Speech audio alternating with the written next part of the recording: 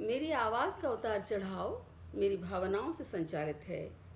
मेरी आवाज़ का माधुर्य और मार्दव बता देता है मेरी कोमल भावनाओं का। मेरी आवाज़ की तुलसी मेरे तीखे अंदाज को बयां करती है। मेरी फुसफुसाती आवाज़ कानों में कुछ राज घोल देती है। मेरी आवाज़ की कर्कश ध्वनि से कांप जाते हैं सुनने वाले। मेरी आवाज़ की मनोहार मना लेती है रूठे मित्रों को। मेरा मौन भी होता है मुखर। मेरा मौन भी होता है मुखर। आंखें बयां कर देती हैं सारा माजरा। मेरी आवाज़ पहचान है मेरी। मेरी आवाज़ पहचान है मेरी। प्रस्तुत है एक और छोटी सी इसी तरह की कविता, जिसे शीर्षक दिया है शोर। अंदर का शोर सुनने नहीं दे रहा बाहर का शोर। अंदर का शोर सुनने नहीं दे रहा बाहर का शोर।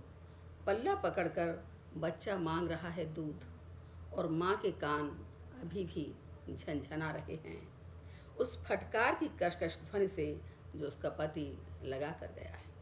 और माँ के कान झनझना रहे हैं अब भी उस कर्कश ध्वनि से जो फटकार लगा कर गया है उसका पति, उसके बिना मांगे सुझाव पर। उसके बिना मांगे सुझाव पर वह बना रही है खाना, हो रहा है कुकर की सीटी का शोर। वह बना रही है खाना, हो रहा है कुकर की सीटी का शोर। कोई आ गया है और चाय का हुआ है आदेश।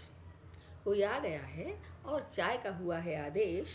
नहीं सुन पाई है वह, फिर लगी है फटकार। नहीं सुन पाई है वह, फिर लगी है फटकार। कानों में क्या बैठी हो तेल डालकर। कानों में क्या बैठी हो तेल डालकर। कुछ सुनती ही नहीं हो, जबकि सुन सुन कर उसकी दुत्कार पक गए हैं उसके कान। जबकि सुन सुन कर उसकी दुत्कार पक गए हैं उसके कान। पक गए हैं उसके कान। निपटा कर दिन भर के काम माँ से हाल चाल पूछ रही है भाई के। निपटा कर दिन भर के काम माँ से हाल चाल पूछ रही है भाई के।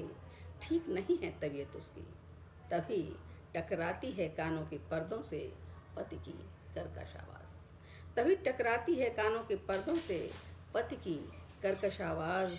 जाने किस किस से क्या क्या बातें करती रहती हो। जाने किस किस से क्या क्या बातें करती रहती हो, वाहियात बातें।